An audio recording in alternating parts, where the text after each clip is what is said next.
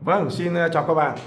Ngày hôm nay thì theo như lời hứa mà chúng tôi mỗi một ngày sẽ làm một video clip để giới thiệu cho chúng ta những cái video clip về chức năng mới ở trong phiên bản Motoscan Tab 3.5.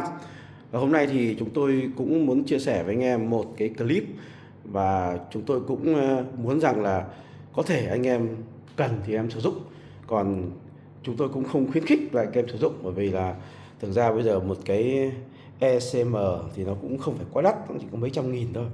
Đó thì chúng ta có thể là thay mới, và để bảo đảm sự an toàn cho khách hàng về mặt bảo mật chìa khóa, cũng như là cái việc mà chúng ta có kinh doanh thì sẽ có lợi nhuận tốt hơn là chúng ta đi làm công lương. Thì cái này thì tôi cũng chia sẻ anh em nhiều rồi, là nhiệm vụ của chúng ta là phát hiện ra lỗi và thay thế phụ tùng. Còn bây giờ thì cả cái xe nó cũng chẳng là bao nhiêu tiền nữa là cái ECM, cho nên là tư duy của chúng ta là phải thay đổi so với những cái thời bao cấp. Những cái năm trước đây là cái gì cũng cậy đục để phá ra để mà khai thác thì chẳng được bao nhiêu tiền cả. Về cái này thì cũng có nhiều anh em cũng có hỏi, thì hôm nay thì chúng tôi cũng thiết kế ở trong phiên bản 3.5 để chia sẻ anh em là chức năng Renew ECM ID của các cái ECU của NMAX hay là của Exciter, và tiếp theo là của NVX thì chúng tôi cũng sẽ hỗ trợ anh em tiếp. Ở đây thì chúng ta cũng nhìn thấy là những cái bộ công cụ của chúng tôi cũng bày ra một cái bàn để chúng tôi quay ra. Còn trong xưởng, trong cái phòng nghiên cứu thì chúng tôi cũng xin lỗi là không demo lên mạng xã hội. Vậy thì bây giờ thì anh em sẽ nhìn ở đây, ví dụ như đây là cái ECM của Exciter. Chúng tôi cũng lấy cái ECM, đáng nhẽ thì không cần phải đục đầy đủ thế này đâu, nhưng mà thực ra nó cũng dễ đục, cho nên là chúng tôi cũng khoét ra để lấy hình ảnh để hỗ trợ trong phần sửa chữa sắp tới. Rồi chúng tôi cũng khai thác nhiều các cái góc độ khác nữa. Còn đây là một cái má là B5X1 là của NMAX. Rồi những cái chức năng này thì chúng tôi cũng hỗ trợ cả trong nước và xe ở nước ngoài. Và bây giờ thì trong cái chức năng này thì nó gọi là chức năng backdoor, tức là chúng ta không thể đi ở cửa chính, có nghĩa là vào cái giao thức chuẩn truyền thông Ca-lai, mà chúng ta phải đi một cách là cửa ngách, tức là backdoor này, để chúng ta phải đục ra, phải khui ra một chút để chúng ta đưa cái dây tín hiệu để chúng ta để đọc ghi những cái dữ liệu vào trong cái phần bộ nhớ của ECM. Và đây là chính là chức năng mà Renew ECM ID trong ECM Yamaha bằng phương pháp backdoor. Và đây là một cái cách mà một số anh em có hỏi thì chúng tôi cũng hỗ trợ, nhưng xin nhắc lại là chúng tôi cũng không khuyến khích anh em lắm, vì cái này tôi thấy nó khoảng tầm 800-900 gì đấy. Đấy là mua bình thường, còn nếu mua số lượng lớn thì nó còn rẻ hơn nữa. Thì thường thì khách hàng người ta cũng chấp nhận là cái việc mà chúng ta thay mới để cho bảo đảm chất lượng, bảo đảm an toàn. Và bây giờ thì anh em nhìn thấy đây, chúng tôi có cung cấp thêm một cái cáp. Đây chính là cái cáp để phục vụ cái chức năng này. Và khi anh em nào mua cái cáp này thì trong cáp này chúng tôi có thiết kế cái phần điện tử ở trong cái đầu cáp này, cho nên là cái cáp bình thường anh em không thể thực hiện được đâu, nó phải là cái cáp mà của chúng tôi cung cấp. Và khi anh em mua cái cáp này thì chúng tôi sẽ kích hoạt ở trên phần mềm để nó có một cái mã kích hoạt để đồng bộ với cái cáp này, thì lúc đó nó mới hoạt động được. Đây là một cái thông tin mà chia sẻ với anh em như vậy. Và chúng ta cũng có thể dùng những cái bàn cắm mà không cần phải hàn dây như thế này, thì nó cũng là cái thuận tiện nhất cho anh em. Và đây cũng là một cái thiết bị mà chúng tôi đăng ký độc quyền và bản quyền của chúng tôi, với những cái thiết bị vừa cắm nhưng mà vừa có ghi nén các cái đầu kim, và luôn luôn có một lực tì nhất định để cho cái điện trở tiếp xúc ấy, nó nhỏ nhất có thể, để cho nó không bị lỗi cái đường truyền. Bởi vì chúng ta biết là cái đường truyền bây giờ thì cái tốc độ truyền dẫn rất là cao, và nó chỉ cần một cái điện trở nhỏ tiếp xúc thôi thì có thể nó cũng đã gây ra những cái trục trặc, cái lỗi. Và chúng tôi cũng khuyến cáo anh em là nên làm cái gì thì làm chuyên nghiệp, và đề thi ô tô thì cũng không muốn đi theo những con đường amateur. Chúng tôi làm chuyên nghiệp, cho nên là anh em đi theo con đường mà chuyên nghiệp thì nó sẽ bài bản hơn. Và anh có thể quay chút, cái này nó hơi lóa một chút, quay một chút ở đây rồi.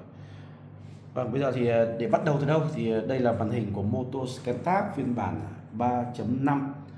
Và chúng ta cũng quen dần cái màn hình này rồi. Rồi chúng ta sẽ chọn từ chính cái menu.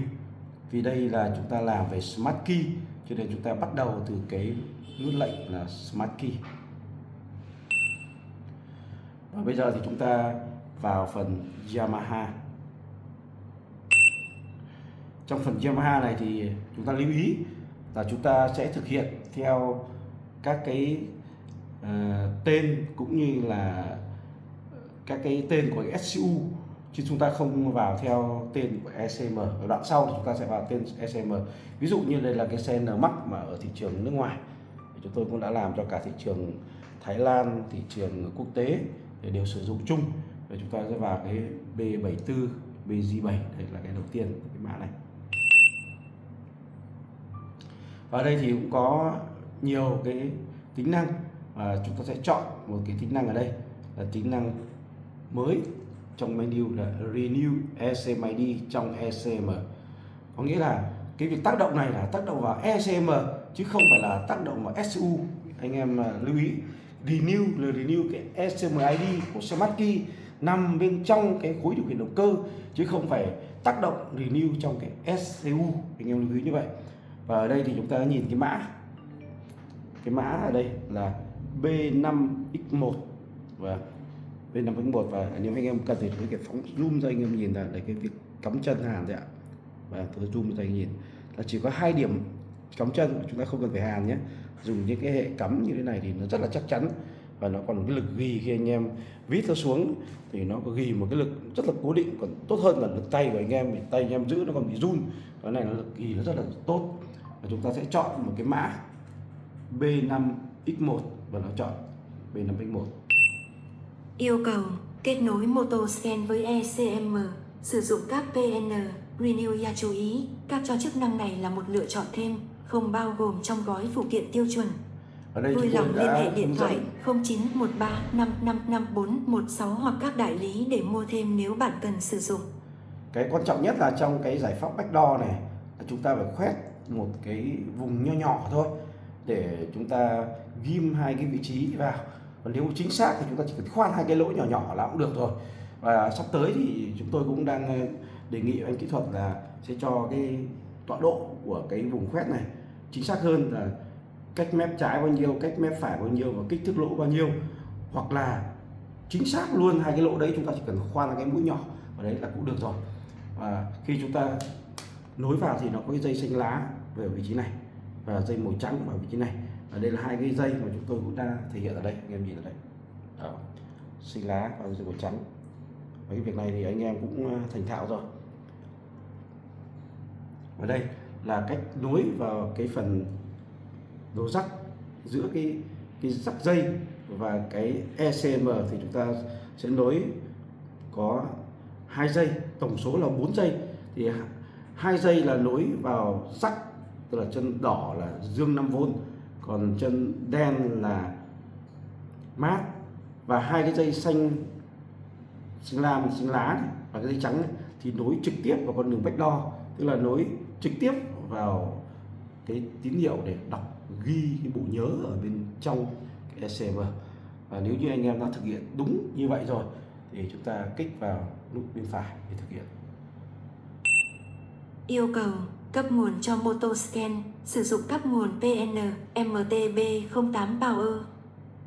Và cái việc cấp nguồn thì anh làm đúng như hình ảnh. Đấy, anh em sẽ nhìn như hình ảnh. Thì chúng tôi cũng dùng nguồn đây, có thể là nguồn Acqui hoặc là nguồn adapter. Chúng tôi cắm nguồn vào đầu rắc.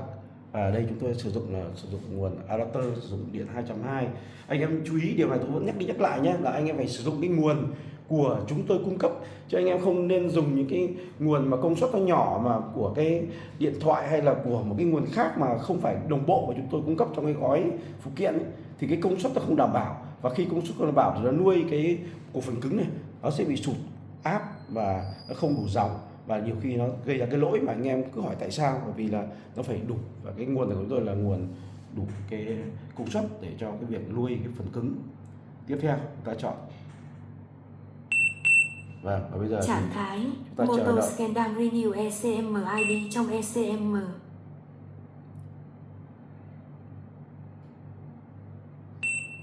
Và cũng rất nhanh thôi ạ. Đối với Yamaha thì nó không lâu như là của các cái dòng xe khác. Anh em chờ vài giây thôi, chứ không tính bằng phút, chắc chỉ cần 15 giây. Thông báo Renew ECM ID trong ECM thành công. Yêu cầu ngắt nguồn điện, gỡ các điểm hàn nối giữa cáp và ECM. Cắm nối ECM trên xe, nổ máy. Guarantee 10 phút để ECM thiết lập lại. Vâng, đến phần này thì cũng xin nhắc anh em là đối với Yamaha thì chúng ta chỉ cần renew xong rồi chúng ta cắm vào là chúng ta có thể đồng bộ được với SU, mà cũng không cần phải tắt bật chìa khóa như là quy trình của Honda. Vậy thì trong cái việc làm này thì chúng ta cũng lưu ý là sau khi chúng ta đã hoàn thiện công việc này rồi thì chúng ta hãy đổ một tí keo mà đặc trùng để chúng ta phủ lại cái vị trí mà chúng ta đã bách đo cái việc này, để ta hoàn thiện lại chống nước nó vào để bảo đảm chất lượng cho khách hàng. Vì vậy trong tình huống mà bách đo đối với dòng Renew của Yamaha thì chúng tôi cũng đã hỗ trợ rất nhiều cái phiên bản. Anh em thấy cho tôi cái dòng xe ở trong này, nhìn. Và đây là những cái SU chúng tôi đã hỗ trợ, anh em nhìn ở trong này. Và có một số cái dòng ở bên dưới này thì chắc là một vài ngày tới chúng tôi cập nhật tiếp nốt, bởi vì chúng tôi còn đang phải test nếu nó có một cái sự rủi ro. Có một chút trường hợp là làm 10 lần thì nó lại có một lần rủi ro, thì chúng tôi đang phải fix nốt những cái lỗi đấy rồi sẽ cập nhật cho anh em. Và việc cập nhật này cũng là miễn phí. Hiện nay thì Motoscan Tab điểm mạnh là chúng tôi cũng có điều kiện về tài chính, cho nên là cũng không có lấy kinh phí cập nhật của anh em làm gì nhiều, nên là hầu như anh em mua một lần là từ hồi mua đến bây giờ ấy, thì chúng tôi cũng chưa có tính phí cập nhật nào bao giờ mà chúng tôi tính phí cập nhật thì là một chuyện khác. Còn tại thời điểm hiện tại thì anh em vẫn là được cập nhật miễn phí. Đấy là một cái điều mà lợi thế mà anh em đầu tư một lần thôi thì cũng không phải lắt nhắt mỗi lần là phải mấy đồng thì cuối cùng thì anh em thấy không, thì giá trị nào thì nó cũng đổi lại là tiền nào thì của đấy thôi. Anh em dùng hàng của DT Auto thì chúng tôi cũng là một trong những đơn vị mà làm việc nghiêm túc và làm việc có trách nhiệm, và cũng là một đơn vị mà làm việc đúng khoa học kỹ thuật. Chúng tôi thì cũng hướng tới những tệp khách hàng mà cùng tần số, cùng tư duy và cùng những cái cách thức làm việc. Đây là một cái điều mà chúng tôi cũng muốn chia sẻ cuối cùng trong cái video clip này. Mong các bạn ủng hộ chúng tôi bằng cách là chia sẻ video clip, like, comment và có thể là đầu tư những cái cáp bổ sung để phục vụ cho việc sửa chữa của mình. Thì chúng ta cần thêm những cái cáp, đó là cái cáp chuyên dụng này. Xin cảm ơn các bạn đã theo dõi video clip của chúng tôi. Ngày mai thì chắc là sẽ có những cái video clip mới hơn để giới thiệu với bạn phiên bản Motoscan Tab 3.5, một phiên bản cập nhật rất lớn, rất nhiều bên trong, kể cả về nội dung, kể cả về chức năng mới và kể cả về số lượng xe và năm sản xuất. Lần nữa xin cảm ơn tất cả các bạn đã theo dõi.